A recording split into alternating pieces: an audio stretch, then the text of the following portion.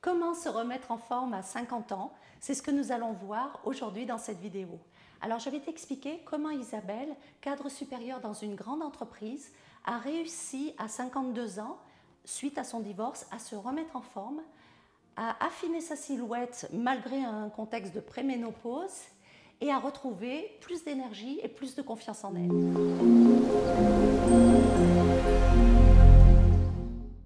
Bonjour, je suis Nathalie Pierret, je suis coach forme et santé et cette chaîne est dédiée aux femmes qui veulent retrouver à plus de 40 ans leur forme et leur énergie.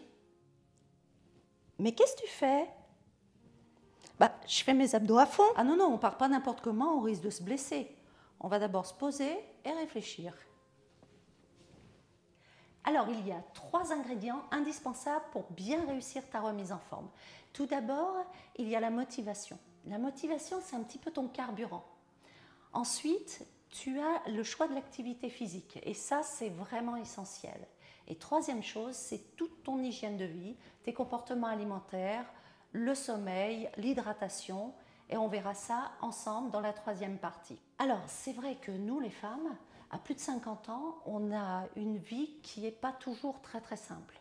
On a notre job, on a toutes nos activités, on a notre famille et on a nos rêves. Parce que parfois, on a un tas de rêves qu'on n'a pas pu faire et qu'on compte bien réaliser maintenant. Donc, il faut que notre mise en forme soit simple, pratique, efficace et surtout pas prise de tête. Mais pour ça, on va devoir lui faire une place dans notre vie. Il va falloir investir du temps et investir aussi de l'énergie. Non, mais c'est facile pour toi. T'es coach sportif, tu fais ça toute la journée. Eh bien non, justement, c'est pas si simple pour moi. Parce que tout comme toi, j'ai une vie de famille, j'ai 4 enfants, j'ai un métier hyper prenant où je prends soin des autres et où j'oublie souvent de prendre soin de moi. Et je t'avoue que le soir, quand je rentre, je suis fatiguée, pas motivée. Et puis, il y a l'âge quand même, hein. T'en parles pas, mais 56 ans quand même au compteur, hein. La seule différence, c'est que comme je suis coach sportif, je connais toutes les techniques pour pouvoir se remettre en forme. Donc je peux me coacher moi-même et c'est toutes ces techniques, tous ces conseils que je vais partager avec toi aujourd'hui. La motivation. Alors tout d'abord, il va falloir déterminer tes pourquoi. Pourquoi tu veux te remettre en forme? C'est important de le savoir. Alors est-ce que ça va être parce que tu veux faire une randonnée dans 3 mois avec Virginie et Martine et que tu te sens un petit peu à la ramasse? Ça, tu vois, c'était le cas d'Isabelle qui voulait faire le chemin de Compostelle avec 3 copines et qui se sentait un petit peu essoufflée et pas du tout en forme par rapport à ses amis. Ça peut être aussi parce que tu vas à l'anniversaire de Claude et puis tu as essayé ta robe et tu te sens un petit peu serrée. Ou alors tout simplement parce que tu es en préménopause ou en ménopause, tu es complètement perdu avec ces hormones qui font n'importe quoi. Et s'il y a une seule certitude que tu as, c'est que la remise en forme, c'est la solution. Et là, je te dirais, tu as bien raison. Il y a des multiples objectifs, il y a des multiples pourquoi, et c'est important de savoir pourquoi tu le fais. Et il peut y en avoir plusieurs. Donc, note-les bien. Et ça va te servir en plus, quand tu auras une petite baisse de motivation, tu retrouves ton carnet, tu relis tes pourquoi. Ah ouais, c'est pour ça que tu me remettes en forme. Eh bien, je sors mon tapis et j'y vais. La deuxième chose, c'est savoir d'où on part. Quel est ton niveau? Quel est ton état de santé? Tu vois, par exemple, Isabelle, elle avait un problème d'épaule et j'ai mis en place pour elle un programme complet, mais avec une adaptation par rapport à son épaule. Donc, elle a pu suivre son programme de chez elle, mais il était totalement adapté. Et en plus, je lui avais conseillé de faire plusieurs fois par semaine de la marche. Savoir d'où tu pars, c'est aussi important pour choisir la bonne activité qui sera adaptée à ton niveau. C'est aussi important d'avoir des mesures précises. Tu peux noter ton poids, tu peux noter tes mensurations, tu peux faire des petits tests d'effort.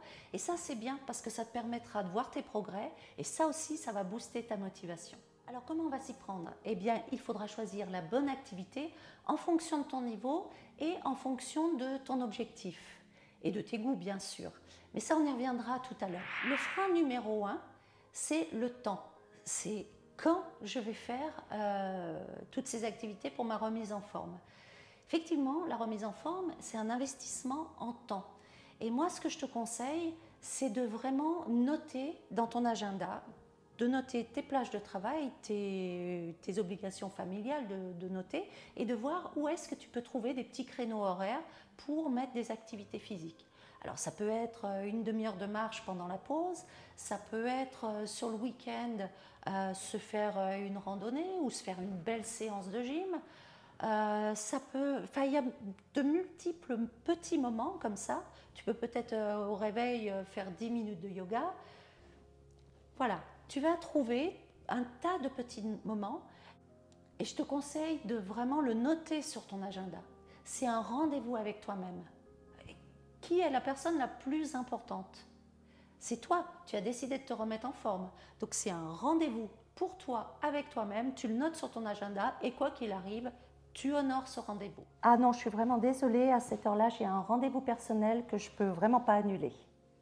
Alors j'ai vraiment beaucoup de choses à partager avec toi au niveau de la motivation, mais je ne peux pas dans cette vidéo parce que ça serait un petit peu long. Plein de conseils qui sont super efficaces, qui ont bien marché avec mes clientes. Si ça t'intéresse, note dans les commentaires là juste en dessous si tu veux une vidéo spéciale motivation. Alors, le deuxième pilier, c'est l'activité physique. Alors, ce qu'il faut voir, c'est que l'activité physique, c'est pas le sport.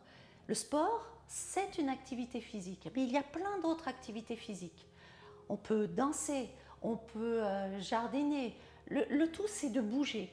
Donc, il va falloir repérer un petit peu toutes les activités physiques qui vont te permettre de bouger plus. Par exemple, pour aller au travail, tu peux peut-être prendre le vélo ou y aller en marchant. Si tous les mardis à 17 h, tu avais l'habitude d'aller prendre le thé avec une copine et de te manger un petit gâteau, peut-être que tu peux proposer à ton ami de plutôt aller prendre un cours de salsa. Et là, ça fera vraiment la différence. Ou alors, si tu as l'habitude avec tes enfants, tes petits-enfants, de faire des jeux de société le dimanche après-midi, tu peux leur proposer aussi d'aller faire un petit match de foot. Voilà, c'est tout ça qui, mis bout à bout, va permettre aussi d'augmenter ton activité physique et d'améliorer ta remise en forme. Ensuite, ton activité physique ou tes activités physiques, il faut toujours les penser en fonction de ton objectif. Ça ne sera pas la même chose si tu veux perdre un peu de poids ou si tu veux t'assouplir. Donc il y a ça à avoir en tête. Il y a aussi à avoir en tête qu'on veut inscrire ça dans la durée et qu'on veut se faire plaisir. Donc il faut que ce soit quelque chose que tu aimes, qui soit agréable, que tu puisses faire pendant longtemps et que tu t'éclates. Donc pourquoi pas demander à une amie de faire un truc avec toi ou de faire quelque chose en couple. Il faut aussi que tu prennes en compte le contexte. Si tu aimes beaucoup la nature, privilégie tous les sports en extérieur. Après, si tu es dans une région hyper pluvieuse, pense aussi à avoir des solutions de repli pour faire des choses à l'intérieur quand le temps et la météo n'est pas trop bonne. Et aussi, comme on l'a vu tout à l'heure, ce qui est important, c'est ton niveau.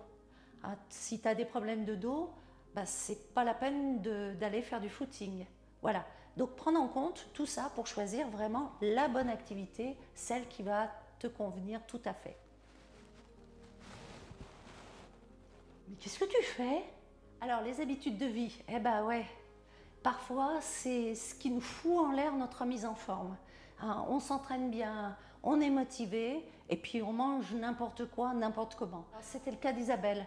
Elle avait un boulot hyper prenant, elle prenait pas de pause à midi, elle se prenait un sandwich, une pizza, un peu n'importe quoi, elle mangeait au-dessus de son ordinateur et en plus elle pensait pas à boire dans la journée. Donc ça, c'est le genre de trucs qui peuvent mettre une remise en forme par terre. Ce qu'on va faire, c'est observer. Tu observes tes comportements, un petit peu comment tu fonctionnes. Observe un petit peu comment tu manges. Tu peux noter ce que tu manges d'ailleurs. Comme ça, tu auras une meilleure vision. Observe comment tu t'endors. Est-ce que tu dors assez? Est-ce que tu t'hydrates assez? Donc on va observer toutes ces habitudes, garder celles qui sont bonnes et remplacer celles qui sont moins bonnes. Mais petit à petit, une habitude après l'autre. Ça, je t'en reparlerai dans une autre vidéo parce que le pouvoir des habitudes, c'est quelque chose d'hyper puissant.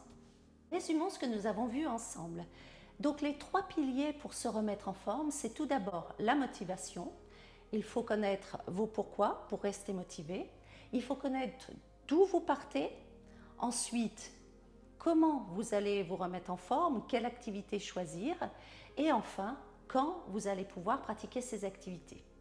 Alors les activités pour vous remettre en forme doivent être adaptées à votre objectif, on l'a déjà vu, à votre niveau, comme ça vous permet de pouvoir vous entraîner en toute sécurité. Elles doivent être bien sûr adaptées à vos goûts, il faut quand même garder le plaisir. Et puis adaptées bien sûr à votre mode de vie. Alors justement, les habitudes de vie, c'est un peu ce qu'on appelle l'hygiène de vie. C'est un ensemble de comportements, d'habitudes que vous avez au quotidien et qui sont sains ou pas trop sains. Donc il va falloir observer un petit peu tout ça, voir comment vous comportez en matière d'alimentation, d'hydratation, en matière de sommeil, et ensuite pouvoir changer petit à petit les habitudes pas trop saines et les remplacer par de très bonnes habitudes. Alors j'espère que cette vidéo t'aura aidé pour te remettre en forme. Et si tu as aimé, ce qui serait sympa, c'est de me mettre un petit pouce là, juste en dessous, et de la partager avec tes amies qui, elles aussi, ont besoin de se remettre en forme. Alors si tu veux aller un petit peu plus loin et que dans tes activités, tu te dis qu'une séance à la maison, une séance de gym à la maison, ça serait simple et pratique pour toi, j'ai une séance juste là qui est très sympa. C'est une séance complète, mais on met un petit peu plus le focus sur les abdominaux et les fessiers parce que en général on en a bien besoin nous les femmes, et j'ai sélectionné vraiment des exercices ultra efficaces et faciles à mettre en place. Donc c'est une séance de 25 minutes et tu verras à la fin je te réserve une surprise, mais bon je t'en dis pas plus. Juste avant de partir, tu notes sur ton agenda cette séance, comme ça au moins dès aujourd'hui tu démarres ta remise en forme. Allez, à très bientôt!